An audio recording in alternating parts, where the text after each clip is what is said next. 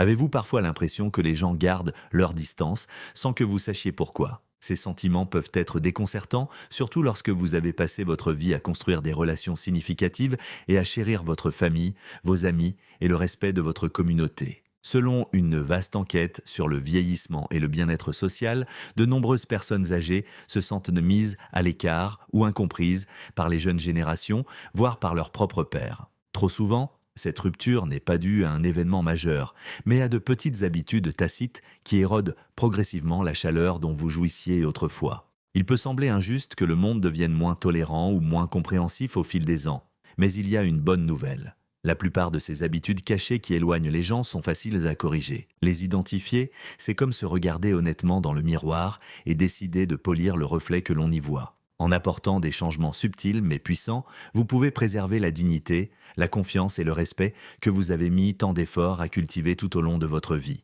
Restez avec moi un moment et vous découvrirez 12 comportements courants qui peuvent éroder silencieusement les liens qui vous sont chers. Plus important encore, vous apprendrez comment inverser ces comportements. Avant d'aborder chacune de ces habitudes révélatrices, rappelez-vous que vous n'avez pas à vous attaquer à toutes en même temps. Le simple fait d'en prendre conscience est un pas vers le renouvellement de vos interactions avec vos proches. De plus, si vous n'êtes pas encore abonné à cette chaîne, pensez à le faire dès maintenant et à activer la cloche de notification. Ainsi, vous aurez toujours un endroit où trouver des conseils pratiques pour protéger votre bien-être, votre indépendance et vos relations. Toutes les habitudes dont nous allons parler peuvent être transformées. Il vous suffit de prendre conscience de leur impact et d'agir. Habitude numéro 1, négliger son hygiène personnelle.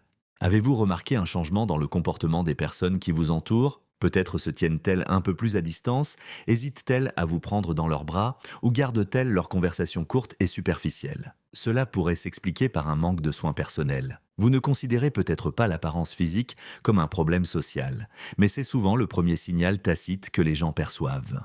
Des études menées par des organismes de santé et des organisations sociales soulignent régulièrement que l'hygiène personnelle joue un rôle essentiel dans la façon dont les autres nous traitent.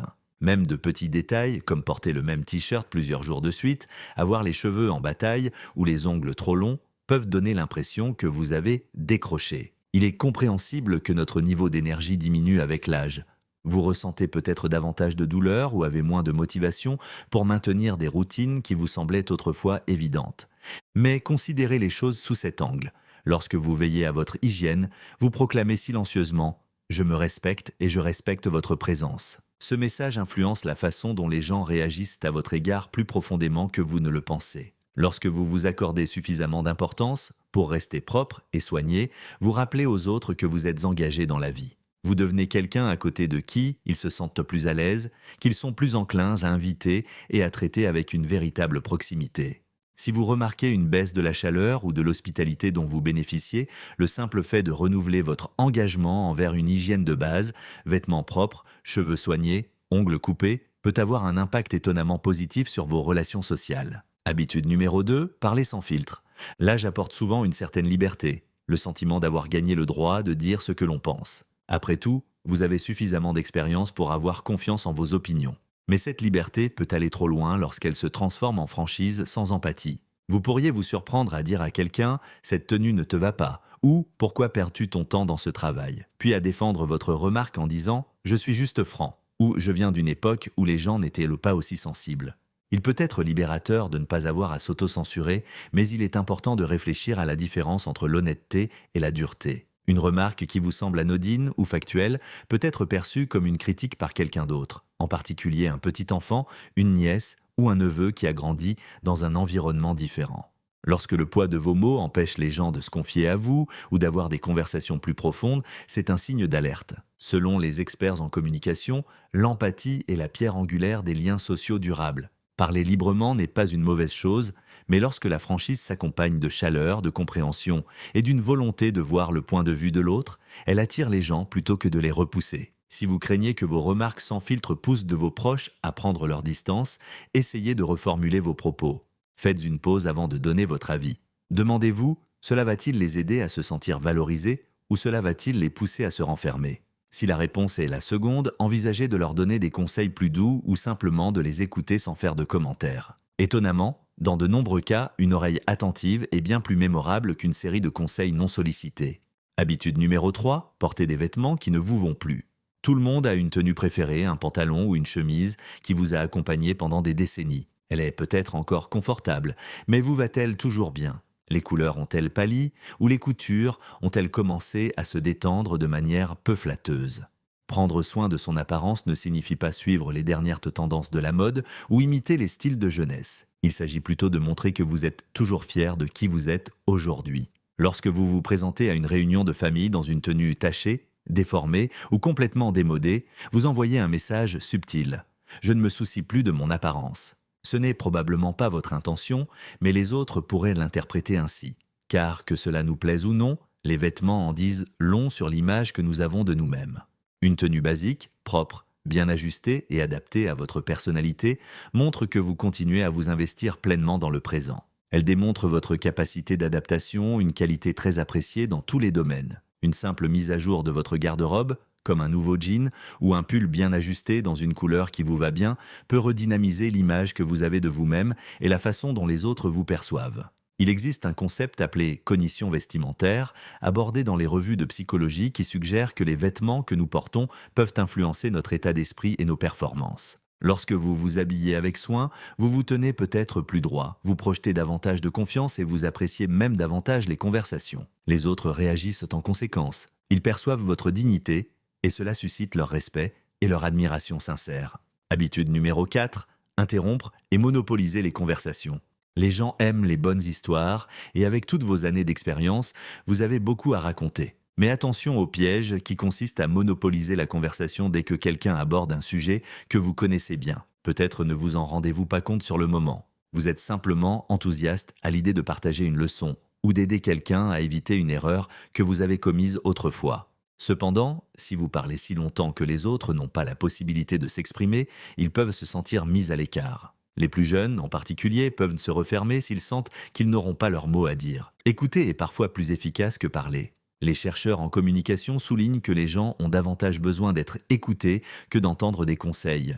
La meilleure façon de prouver votre sagesse n'est pas de faire de longs discours, mais de montrer que vous accordez de la valeur à ce que les autres ont à dire. Posez des questions, laissez-les vous faire part de leurs craintes, de leurs espoirs et de leurs expériences. Montrez un intérêt sincère et offrez de brèves réflexions plutôt que de longs monologues.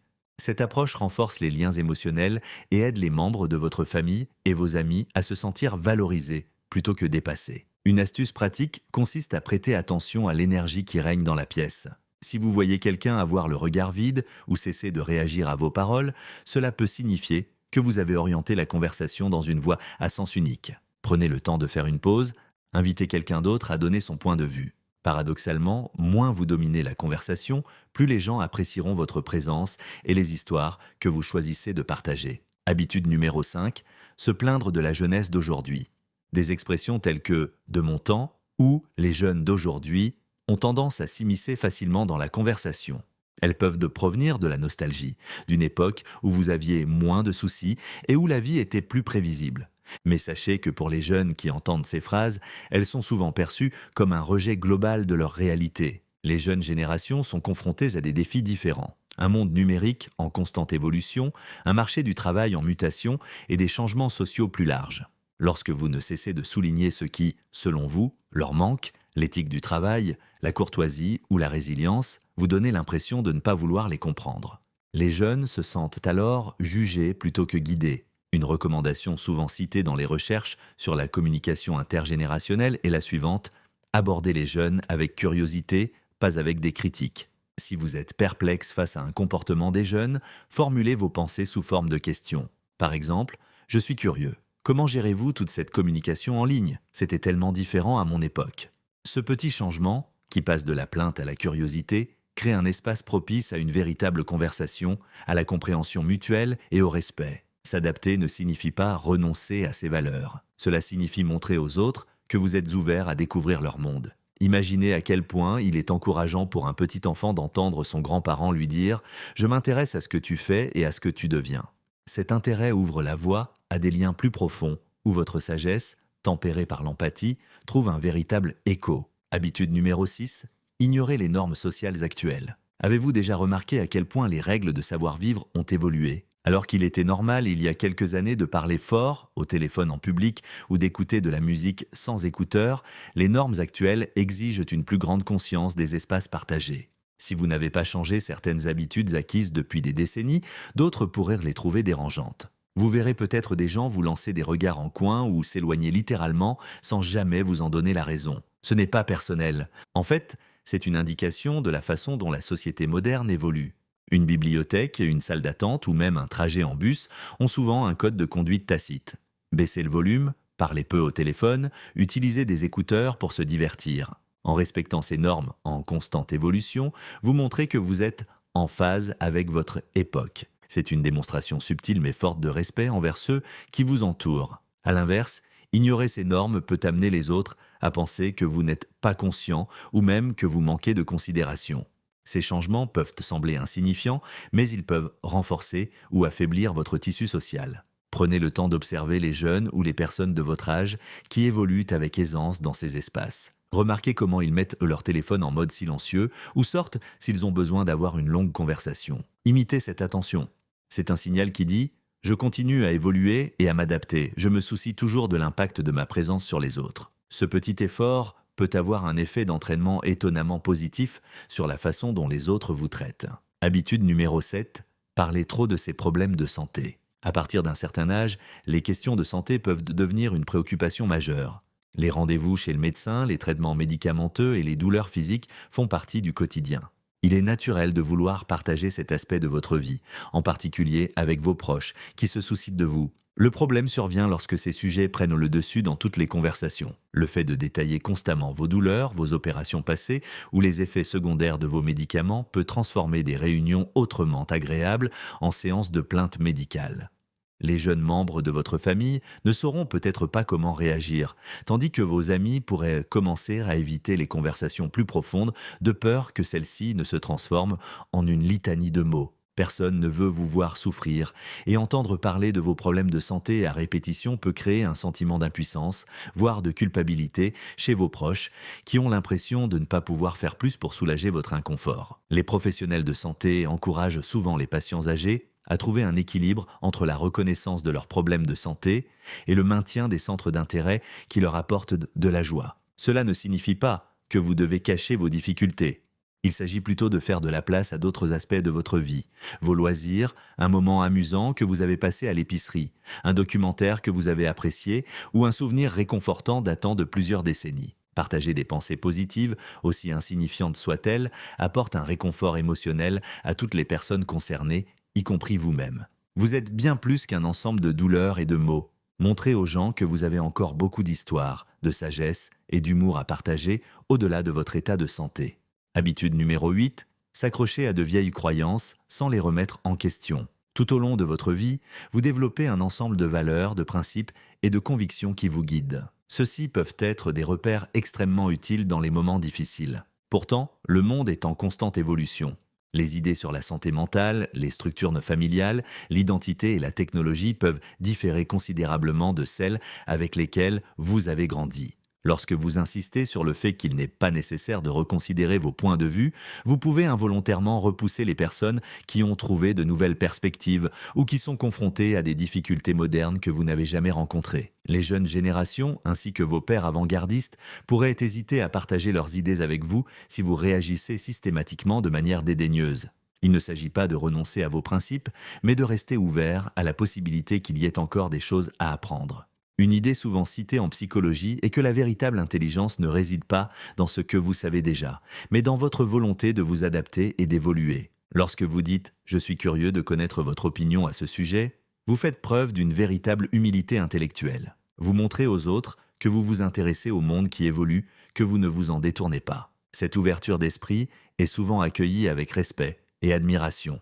Les gens commencent à vous considérer comme un confident de confiance capable de leur offrir un soutien sincère. Au lieu de couper la conversation, vous devenez un auditeur avisé, capable de guider les autres à travers les complexités de la vie moderne. C'est un moyen puissant de conserver son influence dans un monde en mutation rapide. Habitude numéro 9, marcher sans tenir compte de l'espace des autres. Avec l'âge, les mouvements peuvent ralentir ou devenir instables. Cette évolution naturelle ne doit pas vous limiter, mais elle nécessite davantage d'attention dans les lieux publics.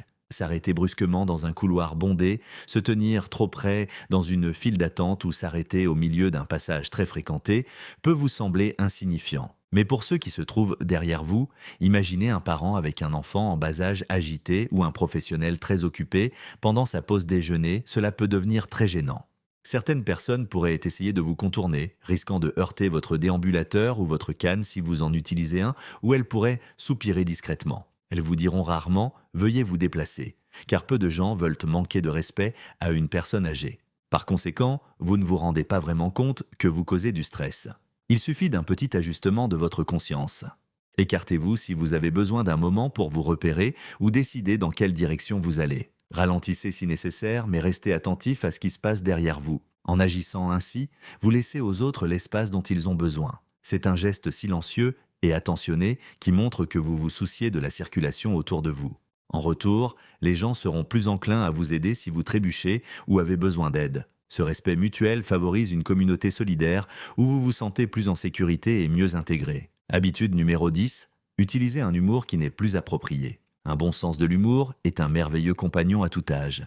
Il peut détendre l'atmosphère, apaiser le stress et créer des liens entre les générations. Mais à mesure que les normes sociales évoluent, le type d'humour que les gens apprécient change également. Les blagues qui reposent sur des stéréotypes liés au genre, à la race ou même à l'âge peuvent tomber à plat ou pire encore, offenser. Vous vous souvenez peut-être d'une époque où certaines blagues étaient accueillies par des éclats de rire. Aujourd'hui, ces mêmes remarques peuvent susciter un silence gênant. Ce n'est pas parce que tout le monde est devenu trop sensible. C'est parce que la conscience de l'inclusion et du respect s'est accrue. Les gens réalisent à quel point certaines blagues peuvent être blessantes pour les groupes marginalisés ou même pour ceux qui essaient simplement de s'adapter à un monde en mutation. Cela ne signifie pas que vous ne pouvez plus rire ou apprécier une plaisanterie. Cela signifie simplement que vous devez affiner votre sens de l'humour, les observations pertinentes, les plaisanteries autodérisoires et les anecdotes légères sur des expériences humaines communes sont intemporelles.